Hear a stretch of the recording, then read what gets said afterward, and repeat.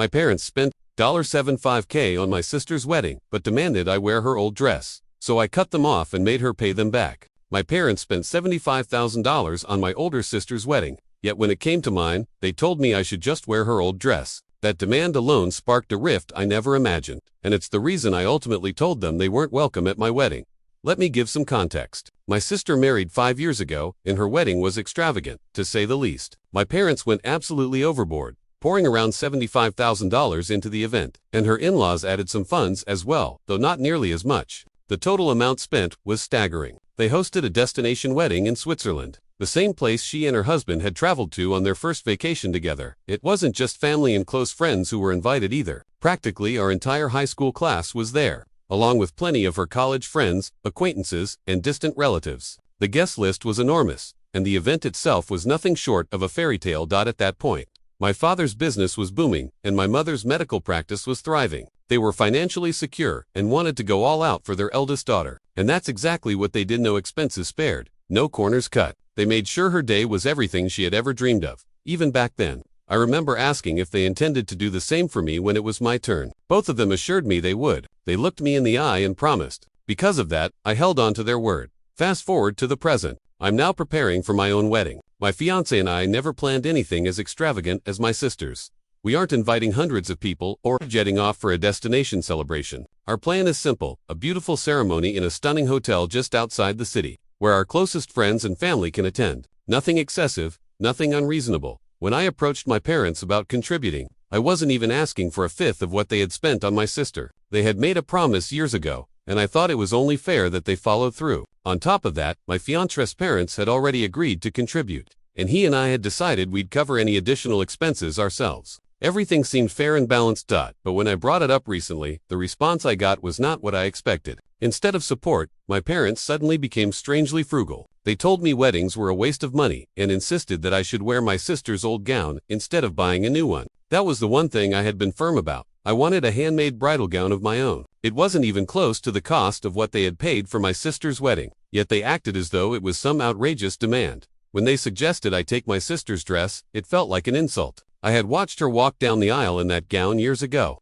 It carried her story, her memories, her photographs. I wanted my own, something that reflected me and my marriage, not hers. I calmly reminded my parents about their earlier promise, but instead of honoring it, they shifted the conversation. They told me times were different now, that finances were tighter, and that I should be grateful for anything they offered at all. They repeated that a wedding is just one day, and that investing too much into it was pointless. The hypocrisy cut deep. I had seen them happily fund every detail of my sister's massive destination wedding, the designer dress, the extravagant venue, the endless guest list. Nothing had been pointless then, but suddenly, when it was my turn, everything became about saving money. My mother added that it was practical for me to wear my sister's gown, almost as if it would symbolize some sort of family tradition. To me, it felt like they were dismissing my individuality. I wasn't asking for a spectacle like my sister's. I only wanted fairness, a chance to have a day that felt special and mine.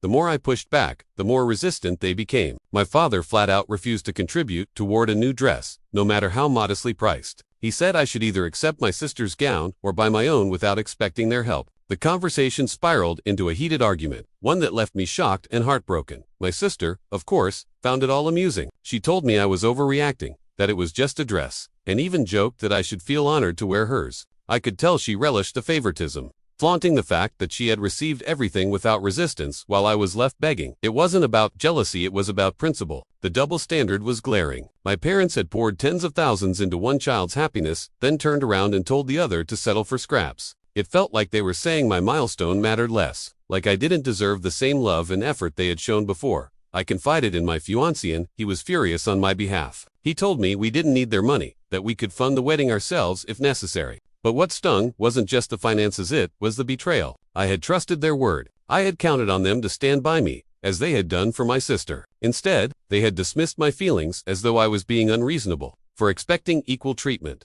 That was the breaking point for me. I realized this wasn't just about a dress, or even the wedding. It was about respect, about how my parents had chosen to value one daughter over the other, and I couldn't keep pretending it didn't matter. After that fight, the distance between us grew wider. My parents stopped bringing up the wedding altogether, as if ignoring it would make the conflict disappear. Anytime I tried to readdress the subject, they'd either change the topic or remind me again that they weren't in a position to do for me what they had done for my sister. What frustrated me most was the contradiction. They weren't struggling. My father's business is still running strong, and my mother's practice hasn't slowed down either. They take vacations abroad, drive luxury cars, and live in a beautiful home. Their lifestyle hasn't changed much at all. The only difference is that this time, they simply don't want to spend the money on me. The unfairness ate at me. I kept asking myself why my happiness didn't matter as much. Was it because I wasn't the firstborn? Because my sister was always louder, always the one demanding attention. I had never asked them for much, but the one time I wanted them to keep their word, they turned their backs. What made it worse was my sister's constant interference. She reminded me repeatedly of how amazing her wedding had been,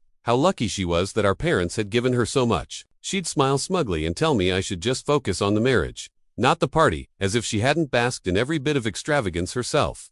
Every phone call with my parents became tense. I would hang up feeling like the outsider in my own family, as though I had been cast into a lesser role simply because I wasn't her. I started to wonder if this imbalance had always been there, if maybe I just hadn't wanted to see it until now. Meanwhile, my fiancé and I kept planning. We weren't going to let their refusal ruin our day. We adjusted our budget, cut unnecessary expenses, and promised each other we'd still create a wedding that felt like ours. His parents stepped up generously, offering their support both financially and emotionally. The contrast was painful where my own parents had failed me. His embraced me like family, but the anger lingered. Every time I thought about walking down the aisle in a dress that wasn't mine, or every time I remembered the promises they'd broken, my heart ached. I wanted them at my wedding, but I didn't want to carry the weight of their favoritism with me on such an important day.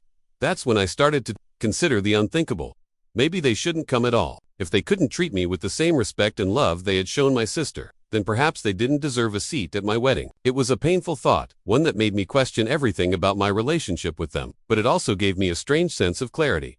I wasn't being petty. I wasn't being spoiled. I was standing up for myself. And for the first time, I began to wonder if this wedding wasn't just about starting a new chapter with my fiancé, but also about drawing a line with my parents once and for it. After the argument about the dress, things escalated quickly. My parents were offended that I had even brought up the broken promise. They told me that I was selfish, ungrateful, and dramatic for making money a condition of their love. But that wasn't what this was about at all. For me, it was about fairness and respect. I asked them directly, why was it acceptable to pour $75,000 into my sister's dream wedding, but unreasonable to help me buy a gown of my own? Why did they happily give her everything she wanted, but suddenly pretend that spending on me would ruin them? Their response stunned me. My father said, because your sister is special. She's always been the kind of daughter who deserves that kind of celebration. Those words cut me like a knife. I felt my heart sink, but I couldn't let it go. I reminded them of the promise they had made years ago, and my mother quickly jumped in, claiming they had never guaranteed anything. She insisted that what they did for my sister was a unique situation, not a precedent. I reminded her of the conversations we had after my sister's wedding, where both of them told me they would do the same for me. She denied it, gaslit me, even by suggesting I had imagined it. This wasn't just a disagreement anymore, it was like years of favoritism suddenly exploded into the open. I thought back to childhood. My sister always had the best, always came first. While I was told to understand or be mature, but I had always swallowed it, convincing myself that when it really mattered, my parents would show up for me too. Now, here we were, at one of the most important moments of my life, and I was once again being told to settle for less. The tension grew so heavy that my fiancé started to step in. He confronted my parents during one of our meetings and asked why they thought it was fair to treat their daughters so differently. My father brushed him off, saying it wasn't his business, and my mother accused him of influencing me against them. That was the moment he realized this wasn't just about money, it was about control. My sister didn't help matters either. In fact, she stirred the pot. She teased me about how lucky she had been, mocked me for arguing about a dress, and told me I should be grateful that I even had parents who wanted to attend my wedding. It was cruel. Her words weren't meant to comfort me. They were meant to remind me of my place in the family pecking order. At that point, I began pulling away from all of them. Phone calls went unanswered. Invitations to family dinners were declined. Every interaction left me feeling smaller, angrier, and more invisible. My fiancé and I decided we would keep planning without them. We booked the hotel, secured the catering, and started budgeting carefully so we could fund the majority ourselves. His parents were incredibly supportive, offering both financial help and emotional comfort. The difference between the two families was staggering. His parents treated me like their own daughter, while my own treated me like an afterthought. Despite that, I still struggled internally. I kept asking myself, was I overreacting? Was I making a bigger deal out of this than I should? But then I would picture my sister in Switzerland, in her designer gown, surrounded by hundreds of guests, with my parents glowing with pride at every detail they had paid for. And then I'd picture myself being told to wear her cast-off dress. with no new memories, no individuality, just a recycled version of her dream. That was when I knew I wasn't wrong to feel betrayed. The real breaking point came when my mother called me one evening. She said, in a clipped voice, "If you don't stop this nonsense and accept our offer, you'll regret it." I asked her what she meant, and she told me plainly, "We won't support you at all. We'll pull back everything, even our attendance." I was stunned. Instead of compassion, she was threatening me, trying to manipulate me into compliance. I told her calmly, "If that's how you feel, then maybe you shouldn't come." There was silence on the line before she hung up on me.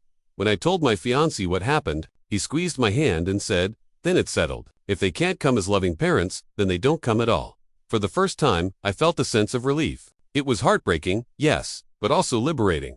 The news spread quickly through the family. Relatives began calling me, some siding with me, others saying I was cruel for excluding my own parents. But none of them had lived through years of favoritism. None of them had heard my father say outright that one daughter was special, and the other wasn't. They didn't understand the pain behind my decision.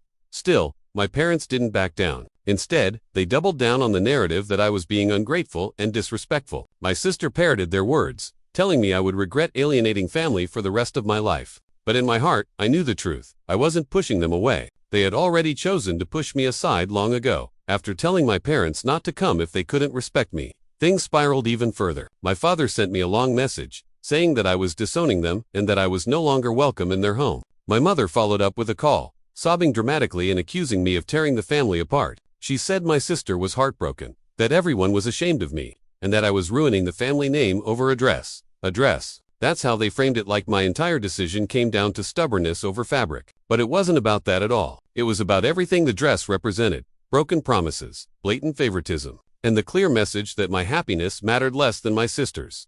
I tried explaining this to them again, but it was like talking to a wall. My mother kept repeating, "You'll understand when you have children. You'll see how sometimes one child needs more." That excuse enraged me. Was my wedding not important? Was my relationship not worth celebrating just as much? Or was it that they had already decided who was worthy years ago, and nothing I did would ever change that? The more I thought about it, the more I realized how deeply this favoritism had shaped my life. My sister was always the star, the one who got attention, support, and praise. When she wanted to play sports, they signed her up for everything. When she wanted to travel, they paid. When she struggled in school, they hired tutors. For me, it was always, "You'll figure it out," or "Be the responsible one." I had become the reliable daughter, the one who asked for less, and they had taken advantage of it. And now, at one of the most significant moments of my life, that pattern repeated itself.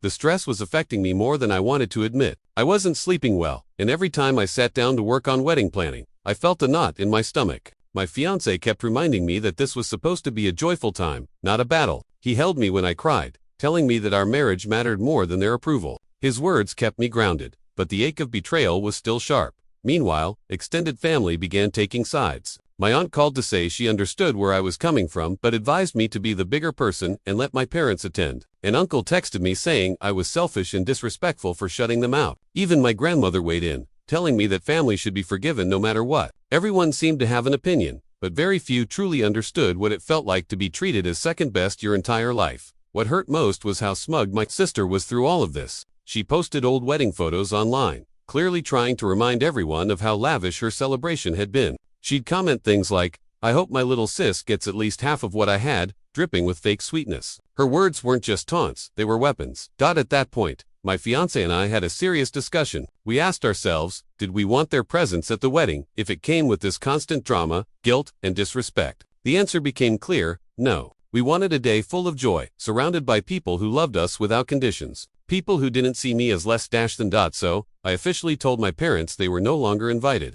It wasn't easy. My hands shook as I typed the message, and my chest tightened as I hit send. But once it was done, a strange sense of relief washed over me. I had drawn a line in the sand. The backlash was immediate. My mother called repeatedly, leaving tearful voicemails about how much I was breaking her heart. My father sent angry texts saying I was being manipulated by my sister chimed in, accusing me of destroying family bonds. It was overwhelming. At one point, I even considered changing my phone number just to get peace.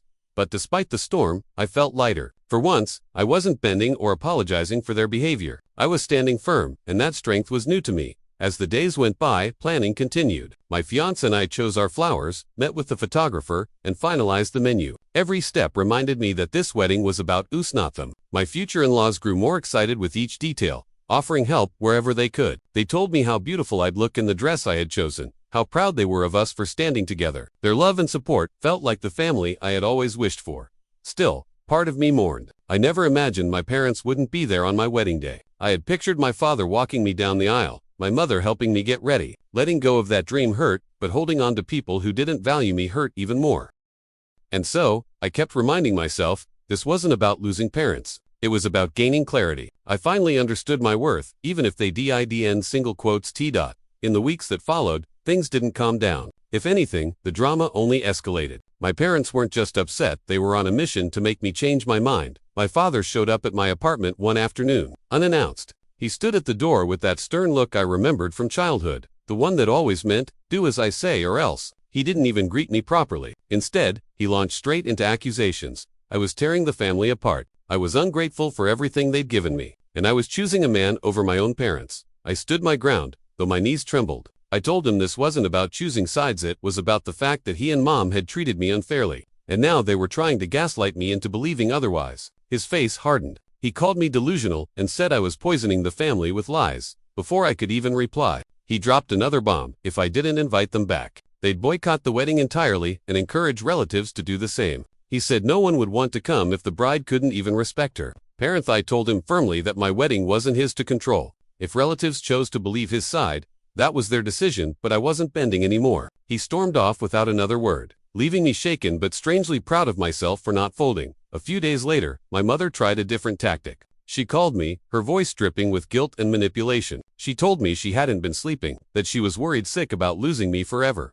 She said she was only trying to protect me from wasting money, that she and Dad only wanted what was practical. I listened quietly until she finished, then asked her a simple question. Was it practical to spend $75,000 on my sister's wedding? There was silence. She had no answer. Finally, she muttered something about different circumstances and hung up. Meanwhile, my sister was thriving on the chaos. She posted cryptic statuses online about how sad it was when brides let bitterness ruin their big day. She even messaged some of my friends, telling them I was unstable and lashing out at everyone. A couple of friends brought it to my attention, shaking their heads at her immaturity. But I knew her game, it was the same one she'd played all our lives. She couldn't stand not being the center of attention, and if that meant sabotaging me, she was more than willing. Through it all, my fiancé stayed solid. He reminded me that our wedding was about us, not my parents' approval. His parents echoed the same message. They even offered to step in for the traditional roles I was missing. His father said he'd be honored to walk me down the aisle if I wanted, and his mother offered to help me get ready. Their kindness made me cry. It highlighted exactly what I had been deprived of in my own family, unconditional love. But even with their support, the emotional weight was heavy. I couldn't escape the little voice inside me asking, what if I regret this? What if I'm cutting ties I can never repair? Then I would remember my father's words, your sister is special, and my mother's threats, and I knew I wasn't cutting them off. They had been cutting me down my entire life. The wedding planning moved forward regardless of the chaos. We had the venue, the food, the music, and my dress was finally being made. Every fitting brought me a rush of joy I hadn't felt in months. Standing in front of the mirror, I saw myself, not my sister's reflection, not my parents' version of who I should be, but me. Still, the drama wasn't over. A cousin reached out one evening, warning me that my parents were considering crashing the wedding to make a scene. At first I laughed it off, thinking it was ridiculous. But then I remembered how stubborn my parents could be, how far they were willing to go to assert control. The thought of them showing up uninvited, turning my special day into a battleground, made my stomach churn. That's when my fiancé and I decided to hire extra security for the venue. It felt absurd. What bride needs to guard her wedding against her own parents? But it was necessary. We didn't want to take any chances. When word got back to my parents that we had arranged security, they were livid. My father called me, shouting that I was treating them like criminals. I told him calmly, if you respected my boundaries, I wouldn't need security. He hung up on me, and I sat there, shaking but resolute. By then, it was clear, this wasn't just about a wedding anymore. It was about years of imbalance, favoritism, and emotional manipulation. My parents weren't angry because I had wronged them, they were angry because I had finally stopped allowing them to control me. For the first time in my life, I felt like I was no longer the quiet, accommodating daughter who took what she was given. I was standing up for myself, even if it meant standing alone. And strangely, that thought gave me peace. The weeks leading up to the wedding became a true test of strength. While most brides were gushing about cake tastings and floral arrangements, I was fending off emotional ambushes from my own family. One Sunday, my aunt called out of the blue. At first, I thought it was a casual check-in until she slipped into the real reason for her call. She told me my parents had been confiding in her, painting me as selfish and ungrateful. They had apparently said that I had abandoned the family in favor of my fiancé's money and that I was turning my back on the people who raised me. I laughed bitterly. Did they also mention how they threw my belongings onto the street because I refused to give up my apartment for my sister? I asked her. She went quiet. She hadn't heard that part. I realized in that moment how twisted the story had become. My parents weren't just fighting me, they were rewriting history to make themselves look like victims. And worse, some relatives were buying it. My aunt suggested I should apologize for the misunderstanding just to keep peace. That was the point, I snapped. I told her that peace built on lies and favoritism wasn't peace, at all it was control. From then on, I kept my circle small. I stopped answering family members who called to lecture me. I muted my sister's online drama. I focused on the people who actually wanted to see me happy, my fiancé's family, and the few close friends who knew the truth. Despite the family storm raging, there were beautiful moments. My bridal shower, organized by my future mother-in-law, was small but full of laughter. For the first time, I felt celebrated without strings attached. No one compared me to anyone else. No one made me feel like a burden. They simply loved me, and that was enough. Still, late at night, doubts crept back. Would I regret not having my parents there when I looked back years from now? Would my children grow up without grandparents because I drew a line in the sand? Those thoughts hurt, but they also reminded me of something my fiancé once said. We can't build a future on people who keep tearing us down. The tipping point came 2 weeks before the wedding. My sister called, this time with rage dripping from every word. She accused me of ruining her life, claiming that because I hadn't stepped aside and given her my apartment, she and her fiancé were struggling. She said I was selfish for not sharing my happiness, that I didn't deserve to wear white because I wasn't a pure bride. I couldn't believe the venom in her voice. It was jealousy, plain and simple. I told her she had no right to demand sacrifices from me just because she was pregnant. She screamed that I was dead to her and hung up. I sat there in stunned silence, realizing just how far the wedge had been driven. From that moment, I made peace with the fact that my wedding wouldn't include my parents or my sister. I stopped hoping they'd show up with apologies. Instead, I accepted reality. If they came, it would only be to cause chaos, and I wasn't about to let anyone ruin my day. The morning of the wedding arrived with a calm I hadn't felt in months. My dress fit perfectly, the flowers smelled heavenly, and my friends surrounded me with joy. I smiled so much my cheeks hurt. For the first time in a long while, I felt light, but even then, there was tension in the background. The security team discreetly kept watch at the entrances. My fiancé and I had instructed them not to let my parents or sister inside unless we personally approved it. It felt surreal, knowing that my biggest fear wasn't bad weather or a dress malfunction, it was my own family. Crashing the celebration. As guests arrived, I scanned the crowd nervously, half expecting to see familiar faces trying to force their way in. But hour after hour passed, and they never came. Whether it was because of the security or because they wanted to make a dramatic point by boycotting, I'll never know.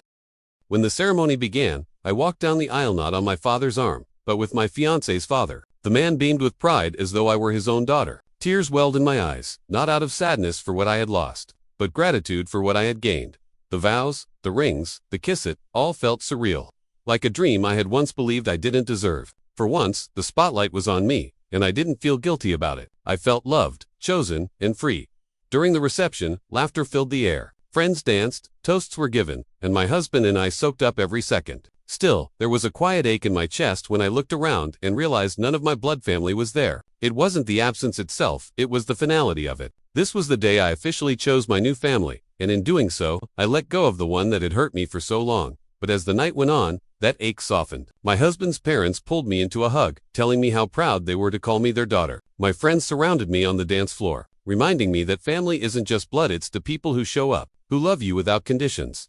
I ended the night with my head on my husband's shoulder, whispering to him, "We made it." He smiled and kissed my forehead. We did, and this is just the beginning.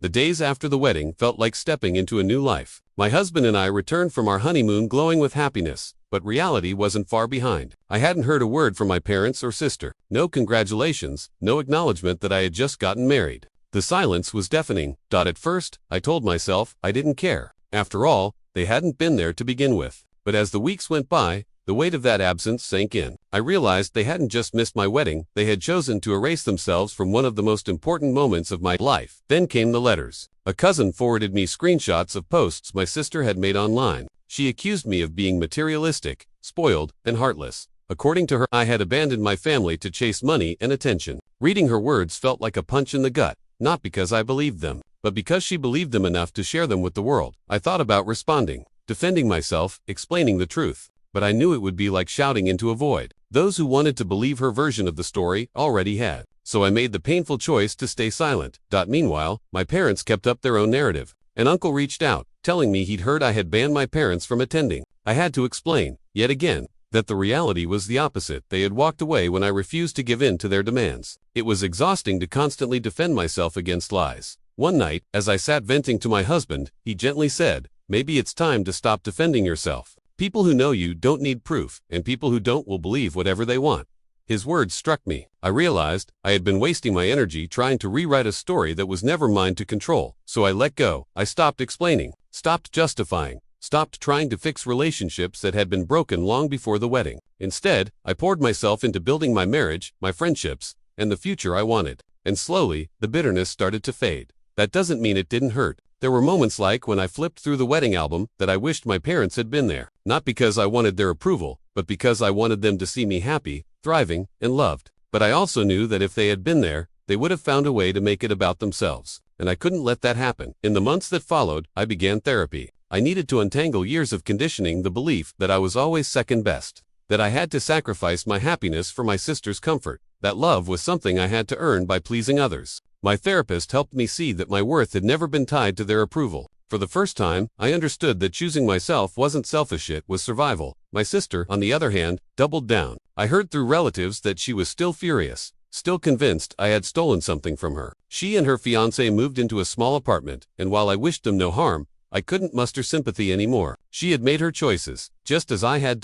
As for my parents, they reached out once months later. It wasn't an apology. It wasn't a bridge. It was a short, curt message. "We're disappointed in how things turned out. We hope you'll reconsider your actions someday." I read it twice, my hands shaking, before realizing what it really was. Not an olive branch, but another attempt to put the blame back on me. They weren't sorry for what they had done. They weren't sorry for the hurt they caused. They just wanted me to feel guilty. For the first time, I did in single quotes, T. Instead, I felt clarity. I knew that if I responded, the cycle would start again: manipulation, guilt, anger, silence. So I chose not to reply. I archived the message, closed my phone, and sat with the peace that followed. Looking back now, I see my wedding as more than just a celebration of love. It was the moment I finally broke free. For years, I lived under the shadow of being the lesser daughter, the one who had to make do with hand-me-downs, the one whose milestones never mattered as much. My wedding forced me to confront that dynamic head-on, to choose whether I would keep living under it or step out into the light. I chose the light. I won't pretend it's been easy. There are days when I grieve the family I wish I had, the parents who should have stood by me, the sister who should have celebrated me instead of resenting me. But there are also days filled with laughter, joy, and love, the kind of love I used to think was impossible for me, and that's what I hold on to. Family isn't always the people who share your blood. Sometimes, family is the partner who stands beside you no matter what, the friends who cheer you on without jealousy, the people who love you for who you are, not for what you can give up for them. My wedding day could have been ruined. It could have been another chapter in a lifetime of being overlooked. But instead, it became the turning point. The day I chose myself. The day I walked away from the people who couldn't see my worth and into the arms of those who always could. And for that, I will never apologize. 2 weeks after the wedding, the dust finally began to settle. The chaos, the accusations, the tears, it all felt like a storm that had finally passed, leaving a strange calm in its place. For the first time in months, I could breathe without worrying about the next phone call or ambush.